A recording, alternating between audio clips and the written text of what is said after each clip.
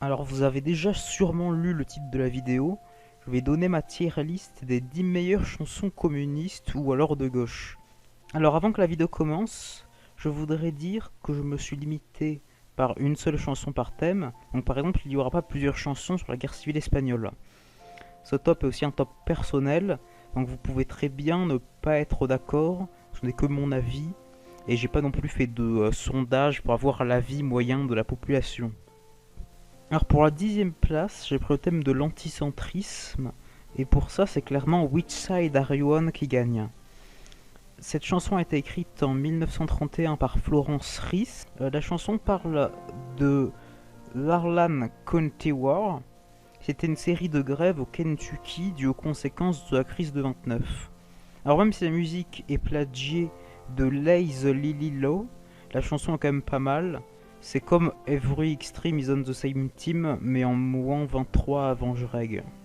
You'll either be a union man or a thug for J.H. Blair. À la 9e place, j'ai mis une chanson à propos des inégalités qui est Banks of Marble. Cette chanson a été écrite en 1948 ou en 1949, je sais pas vraiment, mais c'est dans ces eaux-là. La chanson compare la pauvreté des travailleurs étant opprimés par les riches, qui vivent pourtant dans le luxe grâce à ces travailleurs. And the malts are stuffed with silver that the miners sweated for. À la 8e place, The Marching Song of the Covert Battalions, qui a été écrit par Billy Bragg en 1968, qui parle de la politique étrangère des USA de manière ironique. Ça fait un peu penser à When Money Comes Marching Home, mais en plus vieux. I've some news to you, we're here to defend wealth. Tra-la-la-la, tra-la-la-la, tra-la-la-la, tra-la-la-la. We're making a world safe for capitalism. À la 7e place, I Dreamed I Saw Joe Hill Last Night, ou tout simplement Joe Hill. Cette chanson, qui était à la base un poème, raconte un rêve de Alfred Hayes, ou Alfred Hayes, je ne sais pas trop comment ça se prononce, où il rencontre Joe Hill, qui était un militant syndicaliste, alors que celui-ci est censé être mort depuis 10 ans, à la date où le poème a été écrit. 6 ans plus tard, en 1936, Earl Robinson a pris ce poème pour en faire une chanson très émotionnante, même si ce mot n'existe pas. Je vous la conseille si vous aimez bien Joe Hill. The copper bosses killed you, Joe. They shot you, Joe, says I. Takes more than guns to kill a man, says Joe. I didn't die, says Joe. I didn't die. En parlant de Joe Hill, à la 6e place, The Preacher and the Slave, ou Pie in the Sky, par Joe Hill justement. Alors cette chanson est moins communiste que anticléricale, mais vu que c'est Joe Hill qui l'a écrit, ça compte quand même, étant donné qu'il était un militant syndicaliste. Et en plus, Joe Hill a eu le culot de faire cette chanson anti-religion en plagiant la musique de In That Sweet By and By, qui est une chanson religieuse. Bon, par contre, la chanson religieuse originale sur YouTube a environ 5 millions de vues, alors que sa reprise par Joe Hill, on n'a que 100 000, mais c'est quand même une chanson assez qualitative.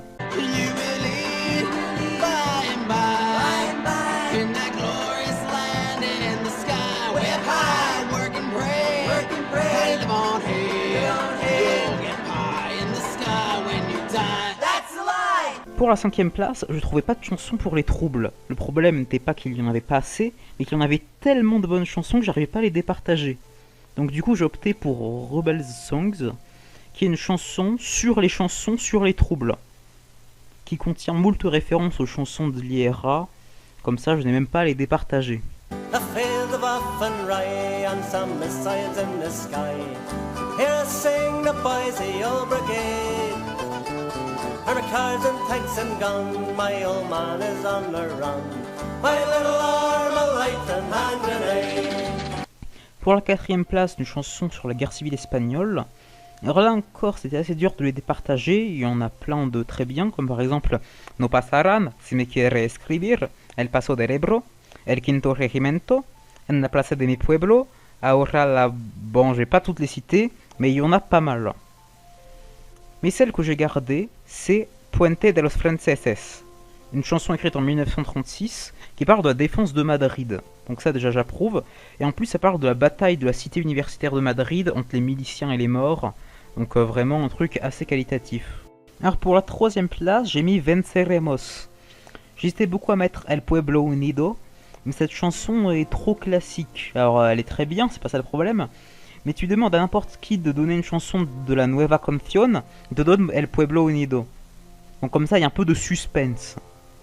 Sinon Venceremos, qui se traduit en français par Nous allons gagner, a été écrit par Víctor Jara pour la campagne du candidat chilien Salvador Allende, qui avait déjà participé à 3 élections sans succès. Mais la chanson porte plutôt bien son nom, étant donné qu'Allende a gagné cette élection à 70 000 voix près, ce qui est extrêmement serré. Et il reste encore aujourd'hui très apprécié au Chili de nos jours. Venceremos, venceremos, mil cadenas sabrán que romper.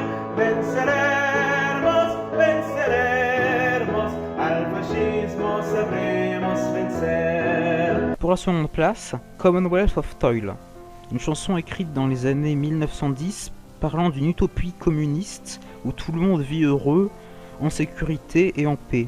J'ai pas grand chose à dire dessus, mais c'est une chanson pas mal. When the earth is owned by labor and there's joy and peace for all in the commonwealth of toil that is to be. Et enfin, la première place, c'est bien évidemment l'Internationale, la plus vieille chanson de cette liste, et aussi la seule chanson française de cette liste, car elle a été écrite pour la Commune de Paris en 1871. Cette chanson a eu un immense succès à l'international. Elle a été utilisée pour représenter presque tous les mouvements de gauche. Le socialisme, l'anarchisme, le communisme, le syndicalisme, et même le social-démocratisme. Cette chanson a même été utilisée dans la fameuse manifestation de la place Tiananmen en Chine, qui était pourtant communiste. Et jusqu'en 1944, l'Internationale a même été l'hymne national de l'Union soviétique. Donc voilà, si vous avez apprécié ce top, likez. Si vous n'avez pas apprécié ce top, donnez-moi votre adresse et je vous suscite de 3 balles dans le